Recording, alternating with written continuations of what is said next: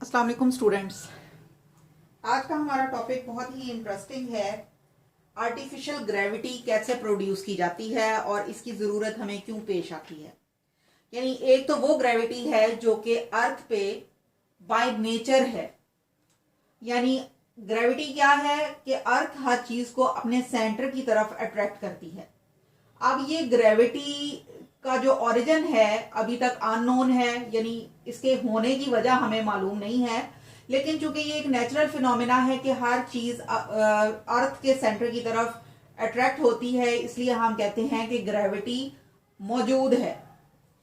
अब ये gravity artificially कैसे प्रोड्यूस की जाती है, यानी ह्यूमन बीइंग्स इस ग्रेविटी को कैसे जनरेट करते हैं और इसको जनरेट करने की वजह क्या होती है, क्यों इसकी जरूरत हमें पेश आती है।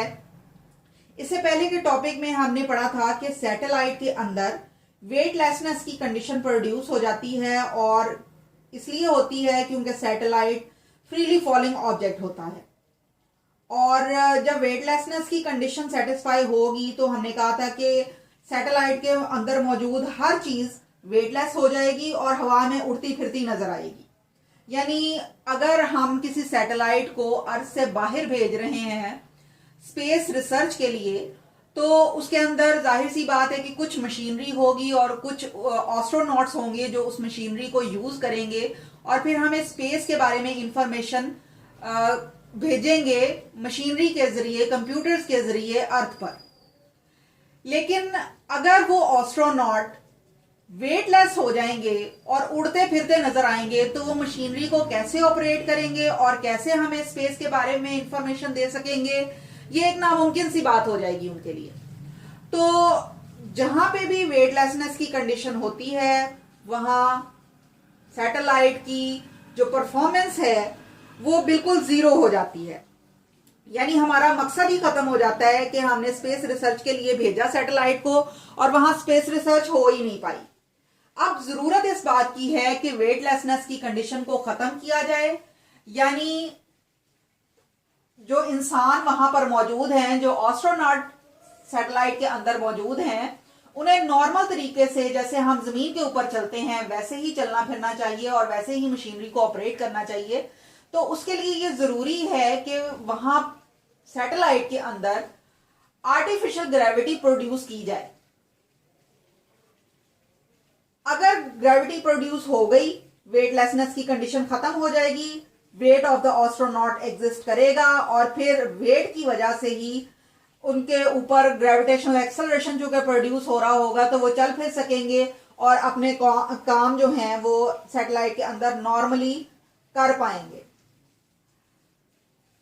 अब ये आर्टिफिशियल ग्रेविटी कैसे प्रोड्यूस की जाती है, क्योंकि हमने कहा था कि जो सैटेलाइट होते हैं वो फ्रीली फॉलिंग ऑब्जेक्ट्स होते हैं, क्योंकि ये अर्थ के गिर्द ऑर्बिटल मोशन परफॉर्म कर रहे होते हैं और चूंकि इनके ऊपर ग्रेविटी एक्ट कर रही होती है तो ये उनको अपनी तरफ खींचती है, यानी जमीन के मरकज की तरफ वो सैटेलाइट खींचे जाएंगे। इसी वजह से वो फ्रीली फॉल करते हुए हमें नजर आते हैं। यानी ऑर्बिटल मोशन तो वो परफॉर्म कर रहे हैं। अर्थ के और उनकी मोशन में फर्क ये है कि अर्थ दो किस्म की मोशन परफॉर्म कर रही है, एक तो सन के गिर्द ऑर्बिटल मोशन कर रही है और दूसरी अपने ही एक्सिस के गिर्द स्पिन मोशन कर रही है। तो यहां भी हम उसी चीज को बेस बनाकर आगे बढ़ेंगे कि सैटेलाइट जो है ये वो ऑब्जेक्ट है जो कि अर्थ के गिर्द सर्कुलर मोशन तो परफॉर्म कर रही है, लेकिन ये चूंकि अपने ही एक्सिस के गिर्द मोशन नहीं कर रही, इसकी वजह से यहां पर वेटलेसनेस की कंडीशन प्रोड्यूस हो गई है। तो हम आर्टिफिशियल ग्रेविटी को जनरेट करने के लिए इसकी अपने एक्सिस के गिर्द रोटेशन को जारी कर देंगे, यानी मशीन्स के जरिए हम स्पेसशिप को रोटेशन में सेट कर देंगे अराउंड इट्स ओन एक्सिस, जैसे कि यहां पे दिखाया जा रहा है। ये ऑर्बिटल मोशन परफॉर्म कर रही है और यहां पर हमने इसकी स्पिन भी प्रोड्यूस कर दी है। अब क्या होगा, एस्ट्रोनॉट जो उसके अंदर मौजूद हैं वो आउटर रिम की तरफ प्रेस हो जाएंगे। अंदर की तरफ तो उन्हें ग्रेविटी खींच ही रही थी, लेकिन उस ग्रेविटी की अट्रैक्शन को बैलेंस करने के लिए आउटर रिम की तरफ उनको पुश किया जाएगा बाय आर्टिफिशियल ग्रेविटी। अब उसकी वजह से क्या होगा कि एस्ट्रोनॉट फ्लोर के ऊपर फोर्स एक्सर्ट करेंगे और ये फोर्स जो होगी ये उनके वेट के इक्वल होगी, जैसे कि वो अर्थ के ऊपर अपना वेट रखते हैं। और वेट की वजह से वो नॉर्मली चलते फिरते हैं और अपने काम सारे अंजाम देते हैं। यहाँ हम ये सपोज कर रहे हैं कि आउटर रेडियस ऑफ स्पेसशिप जो है ये कैपिटल आर से हम रिप्रेजेंट कर रहे हैं और जिस एंगुलर स्पीड के साथ ये मूव कर रहा है suppose it is equal to omega. अब यहाँ चूंकि ये सर्कल में मूव कर रहा है तो सर्कल में मूव करते हुए बॉडी के पास होगी सेंट्रीपिटल फोर्स, यानी इसके जब ये मूव करेगी एंगुलर वेलोसिटी के साथ तो इसके पास होगा सेंट्रीपिटल एक्सेलरेशन जो कि इक्वल होता है v स्क्वायर ओवर r के। लेकिन हमें पता है कि v जो होती है वो r ओमेगा के इक्वल होती है, तो यहाँ अगर हम r ओमेगा का स्क्वायर लेंगे और डिवाइड कर देंगे इसको r के साथ तो यहाँ हमारे पास हो जाएगा r square omega over r, तो ये इसके स्क्वायर के साथ कैंसिल हो जाएगा और बाकी हमारे पास बचेगा r ओमेगा। अब यहाँ चूंकि हम स्मॉल r नहीं ले रहे, इसको कैपिटल R ले रहे हैं, तो यहाँ हमने इसको capital R into omega square से रिप्रेजेंट किया। उसके बाद ओमेगा जो है वो 2 पाई बाई टी के इक्वल होता है, ये रिलेशन आप पहले पढ़ चुके हुए हैं।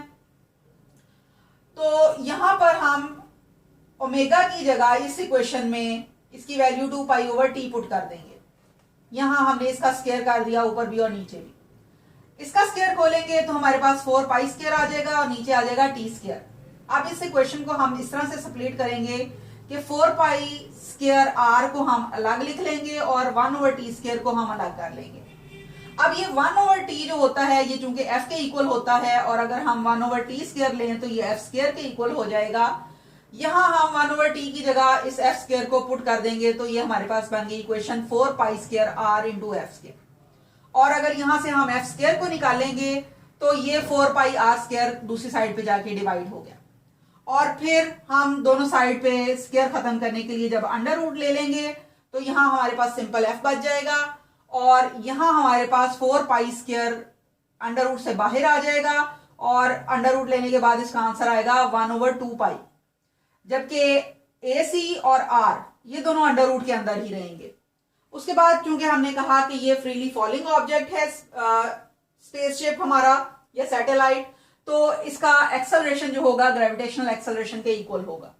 इसका मतलब है एफ जो होगा वो हमारे पास फ्रीक्वेंसी यानी कि उसकी 1 over 2 pi under root G over R के इक्वल होगी। यानी इतनी फ्रीक्वेंसी के साथ हमें स्पेसशिप को around its own axis rotate करना पड़ेगा ताकि उसके अंदर ग्रेविटी प्रोड्यूस हो सके और उसके अंदर मौजूद एस्ट्रोनॉट अपनी रूटीन लाइफ को जारी रख सकें।